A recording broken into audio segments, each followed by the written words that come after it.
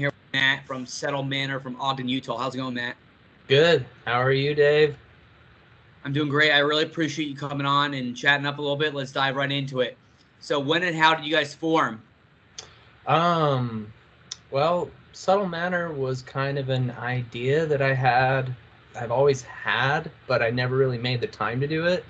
And I think it was in 2018 is when I kind of started actually just messing around because it's all just a loop pedal. It's all loop based stuff, and I started acquiring different synths and stuff and tried to figure out how to live loop something, and it's just been this never ending quest to figure out like how far can I push it, what can I do, what can't I do, because it's hard to do alone, but it's just something that really kind of just the more I try to write something that's complicated, the more I hate it.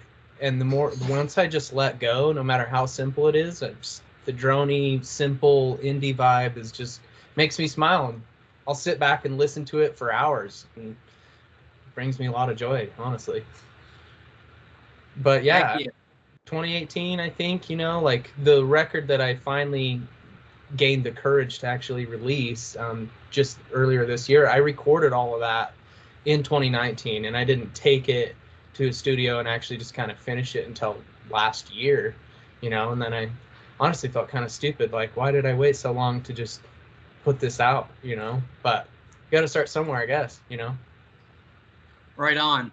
Which that goes into my next question. So, you released Lost Memory in February. How's the response been to it? It's been good, better than I assumed it would be. There are some people that listen to it, and it was honestly really flattering that Stray Horse Records reached out to me and asked me if they could help me and release it on tape, and I've definitely had a few people from, not just friends from Ogden, but people from all over the country, and a couple of people from, out of the country actually listen to the music and reach out to me. And at the end of the day, that's what keeps me going, is when just one person takes the time to say, hey, I really like this music, and they find something in it. It's almost like I'm sharing a part of myself, and I'm very vulnerable, and it's cool that, some people listen to it.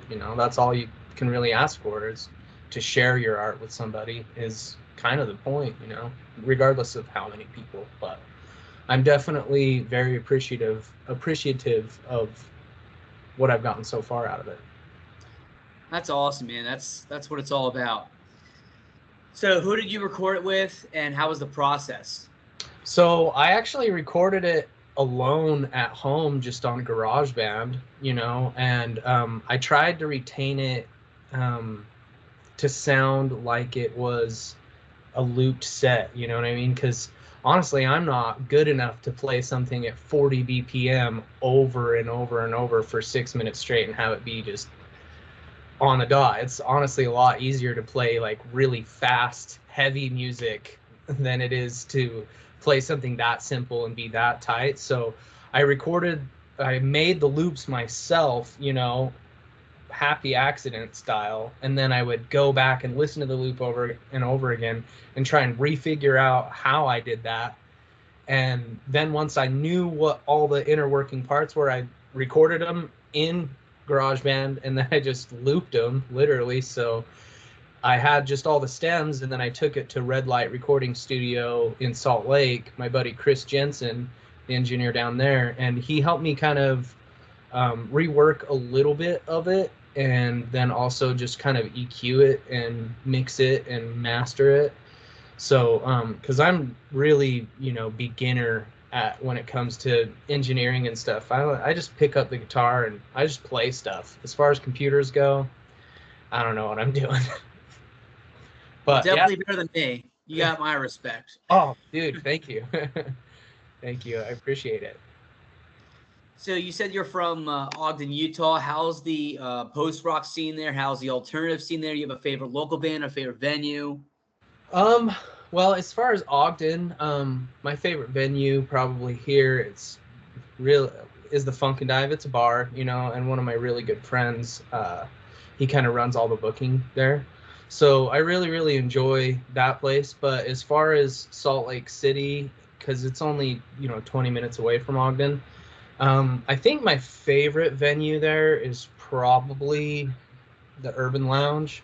I really like the Urban Lounge. They've got a really good sound, and it's kind of small still, and the shape of it isn't shaped weird, so it actually sounds really good in there. But right now, as far as post rock kind of goes, my favorite band from Utah would probably be Black Shape.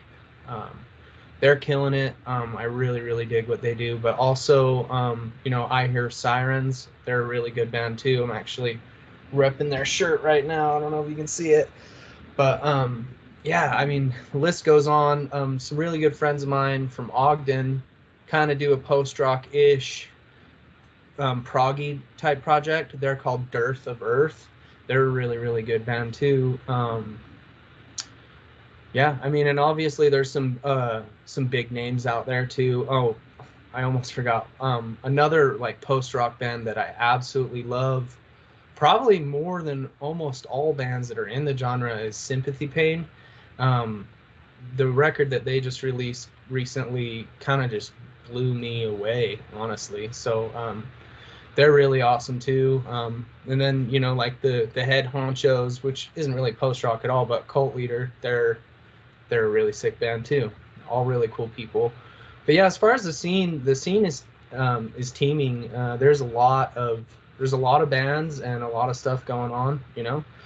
So I try to be a part of it as much as I can. But recently, I've kind of been self-isolating and working on myself. I tried to start my own company and find a new way to make money, which music really isn't that avenue for me. So been doing a lot of that, but I'm also in the process of trying to write a new Subtlemanor record right now.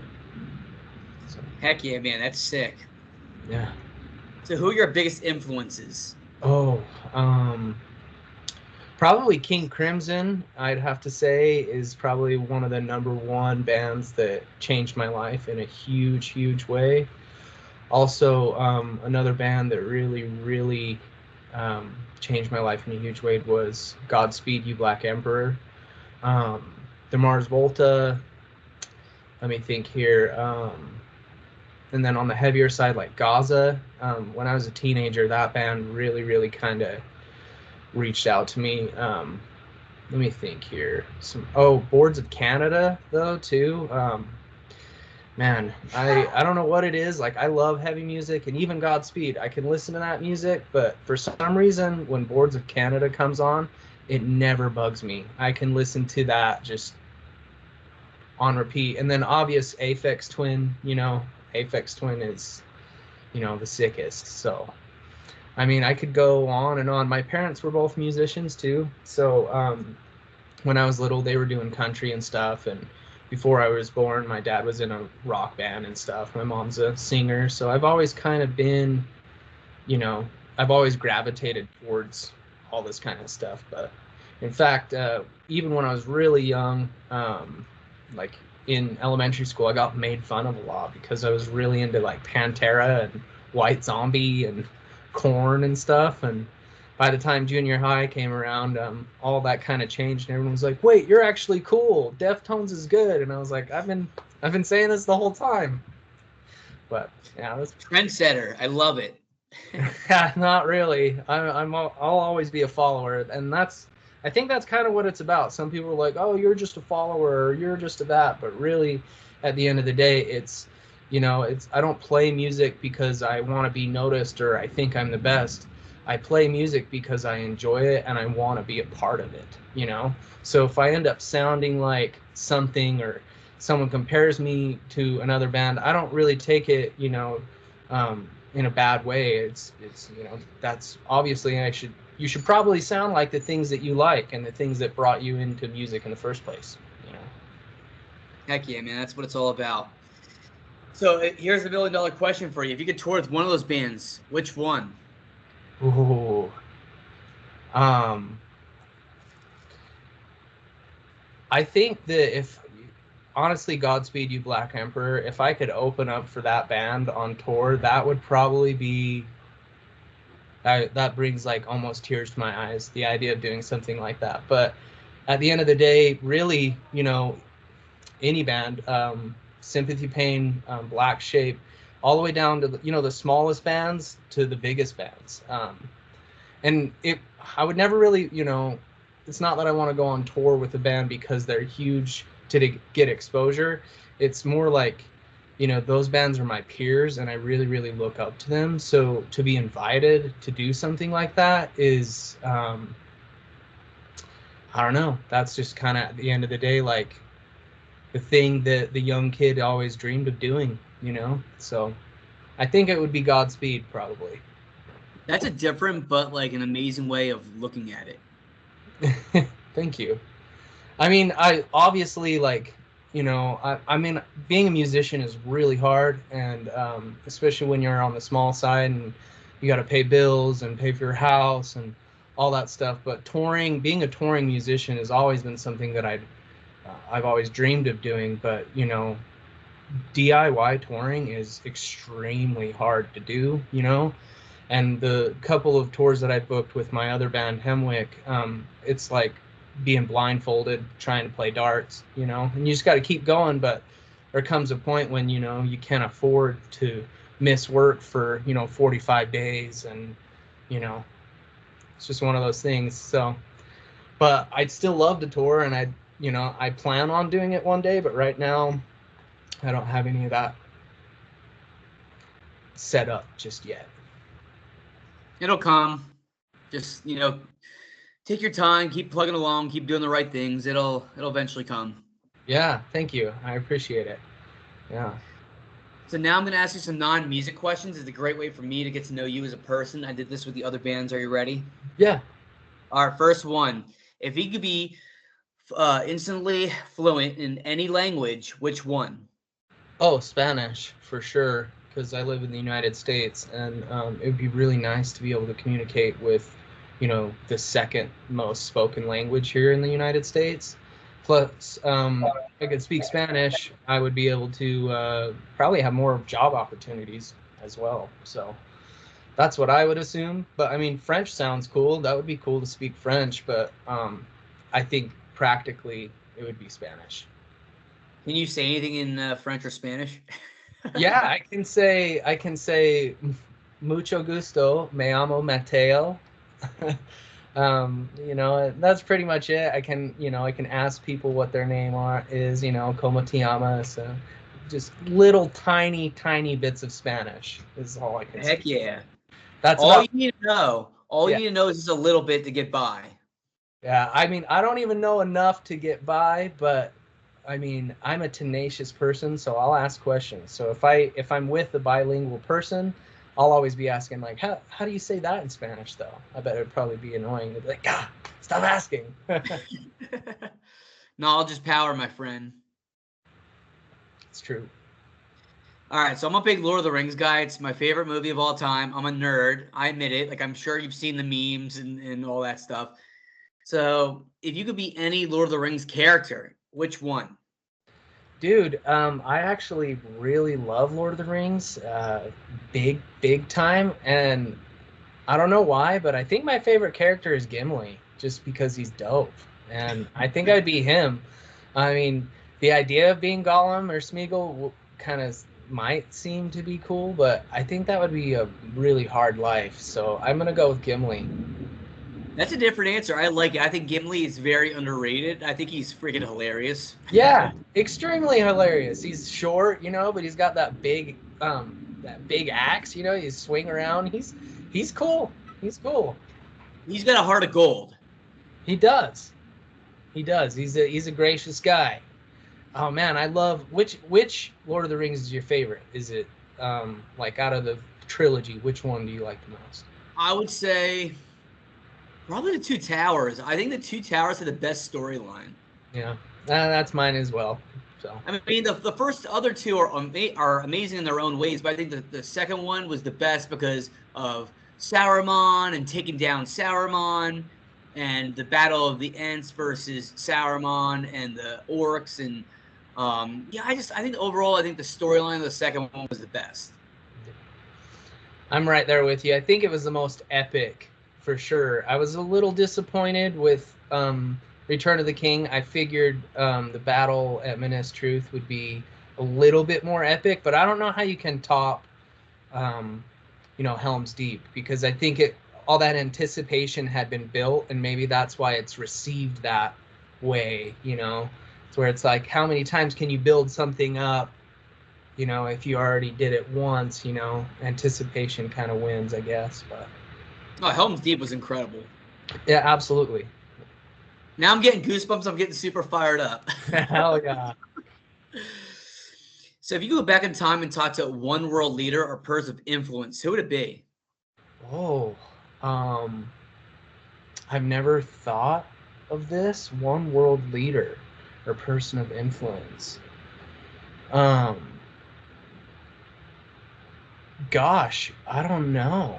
That's a rough one. One world leader. Dead musicians count. Musicians count too? Dead musicians count. I don't know. I mean, it would probably be, as far as musicians go, like going back to talk to Beethoven would be pretty cool. I mean, I bet if I could go back in time and study with him, I'd probably be a lot more fluent in music instead of just, pressing buttons trying to make something work. But Beethoven would be pretty cool. Let me think here. A world leader, I don't know, like maybe Gandhi or something. Somebody, like that. Also, like Ram Dass, some of the stuff that he talked about was really, really powerful and moving. But there's a lot of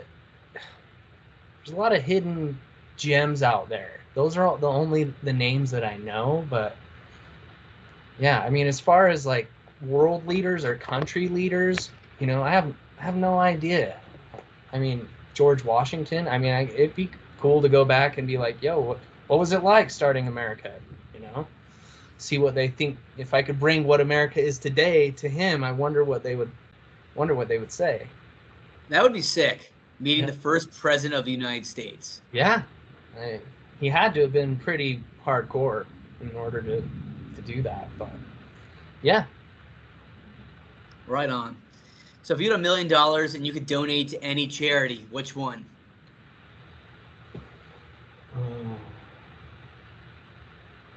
Any charity, like one specific charity.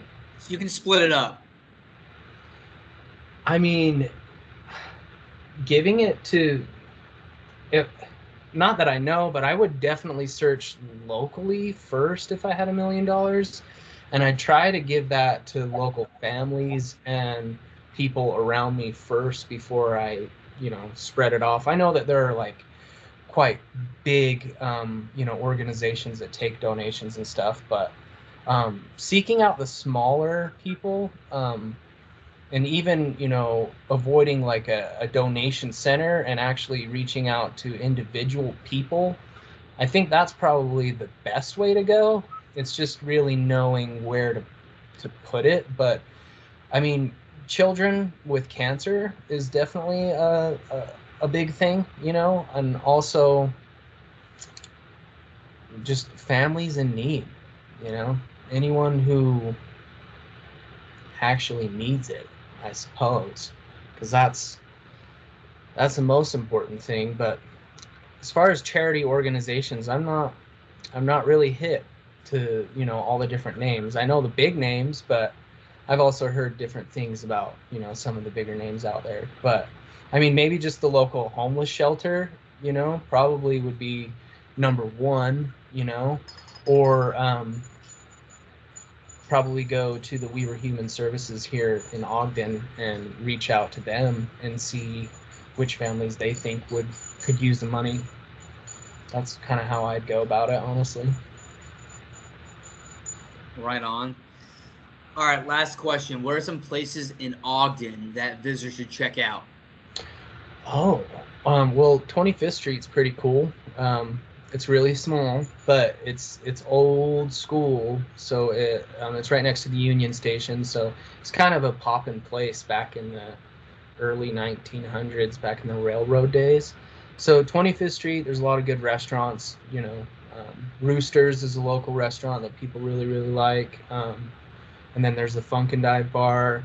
But also, if you're outdoorsy, I mean, you can just drive just drive east. Pretty much anywhere in Ogden, you'll reach the top, and you'll be at the bottom of a mountain. And I think in Ogden alone, there's 200 miles of hiking trails that you can go to. So, and also it's a really big snowboarding place or skiing place, you know. So that's definitely where I'd start, is 25th Street or just the mountains. Honestly, it's beautiful here. It really, really is. That sounds absolutely incredible. You're gonna have to take me to all those spots when I get out there. Yeah, I will. I will gladly.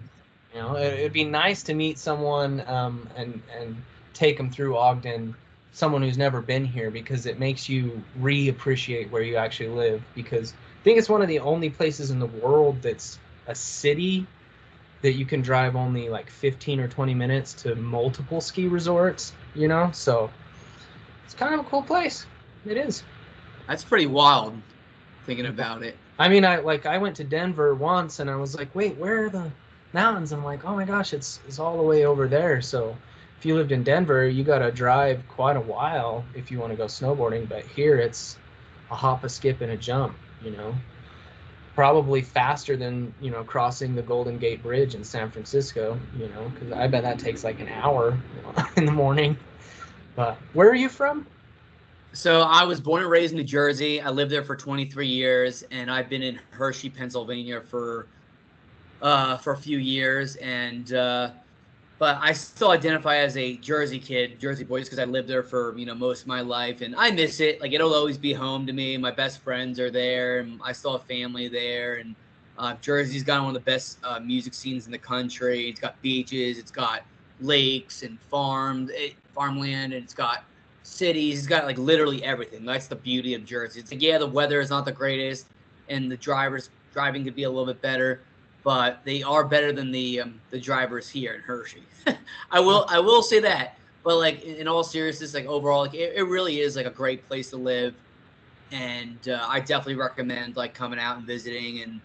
And if you do, I can meet up with you there and show you around like where I was born and raised, and then show you Hershey, where I live now. And Hershey's cool. There's a lot going on. There's Chocolate Factory, where they make the Hershey chocolate, and you have Hershey Park and the Giant Center, where the Hershey Bears play, and where they have big concerts. And yeah, there's tons of breweries and coffee shops. I mean, there's a lot going on around here. I'm definitely fortunate, and yeah, definitely very fortunate. That's cool, man. I definitely want to make it out that way. Regardless, I've toured the West Coast a couple times, but it'd be really nice to go out east. But from Utah, that's kind of one of the bummers, is it's not really close to anything. So to get out east costs quite a bit of money and time. But once you're there, you're driving an hour to a whole new city. So you're not driving, 10 hours to get to your next show. So I'd love to go out east. I've never been out that way. We'll keep you posted. I will for sure. Well, I really appreciate you, man, coming on and chatting up a little bit. The support means the world to me. Dude, I appreciate it, man. I appreciate what you do. I really, really do. Means the world to me. And I think I can speak for most of us musicians, us little guys. It's people like you that help keep us going, because it's hard when you're DIY or even on a very small label. You don't know very many people, and just when someone believes in you and takes the time to listen to your music, that means the world to me. So thank you. Of course, man. It's my passion. It's what makes me happy, and I wouldn't be where I'm at today without you guys and your love and your support. So feelings are definitely mutual. Oh, dude, thank you. I appreciate it. So for the people that are going to watch this interview later on, where can they find your music at? I'm on Spotify. I'm on Apple Music. I'm on YouTube. I'm pretty sure I'm on all the streaming services. I have an Instagram page right now. I don't have a website. It's just Subtlemanor on Instagram. I don't have a Facebook page for Subtlemanor, but you can find my music pretty much anywhere. It's just Subtlemanor, one word, and manor spelt like a house. That was kind of my idea, because it's my little home that I make music and feel free, and yeah, that's why I named it that. I love it. Oh, thanks. Well, I hope you have a great night, and we'll chat soon. Yeah, I hope you do too. Thank you so much. Appreciate it. Peace. Peace out, dude.